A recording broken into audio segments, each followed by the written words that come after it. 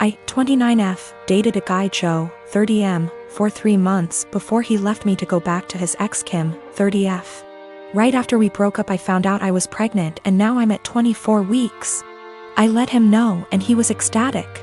Turns out his girlfriend had fertility issues and would likely never be able to get pregnant naturally, and he has always wanted to be a father. Getting back together was out of the question for both of us, so he's still with his girlfriend. Joe was only allowed at the initial appointment because of COVID-19, and we found out I was having twins. According to Joe, when he told Kim, she had a mental breakdown about her infertility and wanted to talk to me. I met them at their house and Kim stated that she wanted to be involved in my pregnancy because she would eventually be the children's stepmother. She started telling me that I needed to do a home birth, that I needed to formula feed so that they could have the babies half of the week, that she wanted 1 boy and 1 girl, and that she wanted the kid to call her mama since they would be calling me mommy. I shut her down and said I would make the best choices for my children and my body and left. Kim continued to be overbearing and texting me every day about my eating habits, exercise habits, and ing about how her job wouldn't let her take maternity leave. At the virtual genetics counseling appointment, she attended instead of Joe and took over the whole meeting trying to talk about her family history, which wasn't relevant. When it came time for my 20-week level 2 scan, they allowed me 1 guest and Joe suggested I take Kim instead of him, which I refused to do. Joe did end up coming and he found out the gender because I wanted to keep it a surprise for me so we could throw a gender reveal party. I put a pregnancy announcement on my social media and then she put up an announcement saying they were expecting twins, the non-traditional way, and how blessed she was. I was irritated but I kept my mouth shut. Then she threw a gender reveal party and posted it on social media. I wasn't even invited. She also announced that she's having a baby shower. I commented on her posts and told her to stop treating me like a surrogate, that the kids weren't hers, and that Joe didn't have any claim or custody of the kids until they are born. I then called Joe and reiterated all of this and stated that I would not be seeing either of them until we went to family court, and that my mother would be my birthing partner. He and Kim and some of her friends and family are saying I'm an asshole, and her mother even called and insisted I give her one of my babies. Like, this is the Parent Trap? I'm definitely getting a lawyer ASAP. Y'all have scared the shit out of me, but I'm happy you did. We used condoms because I do not react well to hormonal birth control, and I had to wait to get a non-hormonal IUD because of other medical issues.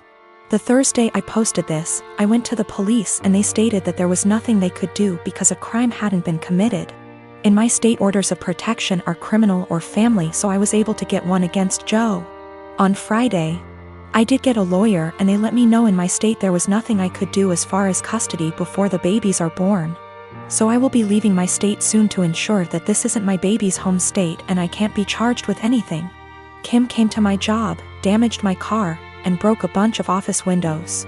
I work with kids, so she was arrested for not just the criminal damage and trespassing but also child endangerment, so hopefully that works in my favor. Also, if Joe did it on purpose, I don't think Kim knew, because she was screaming at me about how I stole her life and everything I had was supposed to be hers. I have orders of protection against both Kim and Joe. I left the state anyway and Joe and Kim started harassing me again because there's no legal jurisdiction when you leave the state.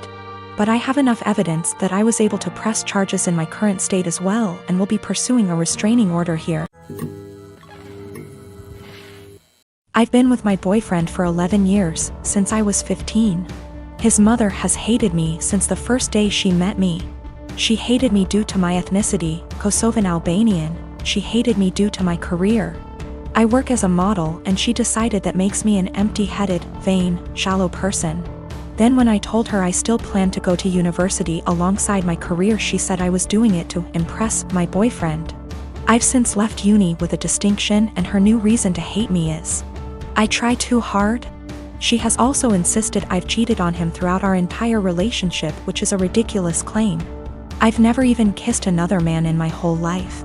I have zero desire to cheat and never will. Late last year, she attempted to void the insurance on my boyfriend's motorbikes. She tried to do this under my name, so hypothetically, when he was arrested for riding with no insurance and called his insurance company, I'd get the blame. After this happened, my boyfriend and I agreed to cut her out, however it hasn't stuck. She left my boyfriend alone and respected his wishes for NC, but she's continued to contact and harass me. This leads to the last few weeks. My boyfriend works as a motorcycle test rider and he got in an awful motorbike crash while working. As such, I now need to care for him. I'm okay with that and I'm focusing on seeing it as an opportunity for us to get closer. It's been nice, honestly. However, his mother has been awful to me. She's called me litany of terms. From things as tame as stupid to things as awful as a nasty Serbian half-breed. I'm not Serbian and she's well aware that calling a Kosovan a Serb is offensive. I tried to block her, so she started making new iMessage accounts and began to continuously harass me via those accounts. Then came Friday night. The police turned up at our door. I was pretty confused and was quickly told they were there to do a welfare check as they'd received multiple claims of horrific abuse I was apparently putting my poor boyfriend under. Obviously, they quickly discovered he was fine, albeit grumpy, and they left. I know for a fact it was his mother. Some of the details the police mentioned made that obvious. I'm now at a point where I've realized I literally cannot do this. I'm going to press charges against her for the insurance and harassment. It's a crime in the UK. And I'm likely going to sue her for damages. For the sake of my mental health, I need to do this. I don't want to be a victim and she needs to be forced to stop. I have mentioned my intentions to her if she doesn't back off, and she's pretty much mocking me and saying I won't. I absolutely will. I just feel like this morally may make me an awful person. She sucks, I know this. However, she's old and miserable enough as is, and I feel like doing this may ruin whatever small amount of life she has left. It feels like it may be too far. I really don't know though, and I genuinely cannot be objective here. I am a 51 years old male, and I have 3 children, 1 girl, 1 boy, and 1 child is gender neutral. My son Eric is the oldest, Eva is the middle child, and Charlie is my youngest. I'm still very new to the whole LGBTQ thing, so please correct me if I say something wrong. Now sadly, when the children were all young, their mother / my wife passed away in a car accident, and I've been raising them by myself. Ever since, as I've chosen to never remarry since my wife was / is the love of my life. I'll say I'm definitely not a perfect father, but I've done the best I could to raise my children. Now Eva has always been a bit more wild than her other siblings even before her mother's passing. I've tried everything ranging from having sit-down talks with her to putting her in therapy, as well as taking parenting classes and reading books to see what I could possibly do to help. Therapy did seem to help a little bit, but decided to stop soon after she turned 18. Now let me tell you the story as to why I'm here now. My daughter Eva still lives with me and Charlie as she goes to school, and has definitely been home more due to the pandemic, but has started to go out more now that they are letting up on some of the regulations. Now I was out getting dinner with an old high school buddy of mine, when I get a panicked call from my son, who had been at my house hanging out with his siblings. To summarize what he told me, he got into an argument with Eva and Charlie sided with him. Eva became very volatile and even called Charlie a slur, which is a big hell no for me.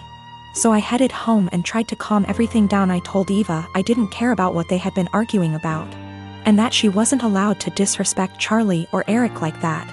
Me and Eva ended up now being the ones to start arguing, but I soon shut it down when I realized it wasn't gonna help. I forced her to apologize and took away her car privileges until she could learn to respect her siblings, and I thought it was the end of that. Well, the next morning after work I ended up coming home and finding scraps of papers all over. At first I didn't get it, but then soon found out that she cut up about half a dozen letters her mother had written me when I was much younger. I was livid. I know it was her because I have a couple cameras in my house. I just walked into her room and told her to get out. She was smug and rolled her eyes, but then I yelled, "Get the out of my house," and she realized I was serious. She was crying and screaming, but I had felt sorta numb at that point, and she left with a friend of hers. But now I feel like I was being too harsh, but I want to stand my ground. She did know about the cameras, but they're really just there for my dog. My fiancé, James, and I have been together for 3 years, planning a wedding for October 2016. A few months before we met, James bought a brand new home in a newer subdivision. We recently refinanced it and added my name. Before me, James dated a woman, Britt, for about 7 months. She's never been to this current house. From what he's told me, they broke up when he decided they weren't as compatible. The breakup was rough, to the point where he and neighbors called the police when she wouldn't leave his front yard and was screaming at 10 p.m. at night. This is all from what he and his sister have told me. I don't have a reason to not believe them. I've only had a few run-ins with Britt. These have been at restaurants or just coincidences out in public. We never spoke up until now. The problem, Britt has bought a house in the same subdivision that we live in. We even share a cul-de-sac. The only reason we found out about this is from a flyer we got welcoming her to the neighborhood. Our subdivision is very community-oriented. James insists he's never told her where he lives and hasn't spoken to her since the night he called the police. We both brushed it off as a coincidence, but lately it's becoming very weird. Here's why. I work for a company that allows me to work from home 3 out of the 5 days. Our home is a ranch and my office window faces the street. I'm not sure what Britt does for a living, but she does not work during the day. From about noon until 3, she spends her time walking up and down our street. When she passes our house, she doesn't take her eyes off of it. It's almost like she can see me in the office. She'll even stop in front of our house and stretch there for about 5 minutes. Every day anyone is at home. It makes me uncomfortable to the point where I have all of our blinds closed during the day. I understand the need for exercise, but she walks for 3 hours just going up and down our street. Another issue is when either James or I are outside with the dog, she'll let her dog outside and it will come sprinting to our yard. This causes her to come and get her dog. Every time she says, "I'm sorry, we're still working on training." James and I are always polite. Normally, I would be okay with this, but James has pointed out that any other time she lets her dog out and we're not outside, she'll immediately correct him before he runs off. She never corrects him when we're outside. We've been getting ding-dong ditched a lot since she's moved in. Something that's never happened in the 4 years that James owned the house. The doorbell will ring around dinner time, between 6 and 8, and by the time anyone gets to the door, no one will be there. It's gotten to the point where our Doberman has picked up the routine and waits by the front door, pacing. The last issue, which I believe might be illegal, is that our mail seems to go missing for a while and then pop back up. What I mean is, Britt will knock on our door and say that she received our mail and is just returning it. This has never happened with the previous owners in her house. We don't have a new mail carrier either. It seems to happen once a week and she'll always bring it on a Friday night. Based on the date on the envelopes, we can tell she's been holding it all week. This has pushed James over the edge because she had our water bill, which resulted in us being 2 days late on the payment. James is neurotic when it comes to paying bills. Every time I have to convince him not to go over and yell at her because we haven't actually caught her taking it out of our mailbox as much as I try to monitor it. She usually gets 2 days worth of mail because those are the days I'm not working from home. The other days I get it right away. I'm not sure what to do at this point.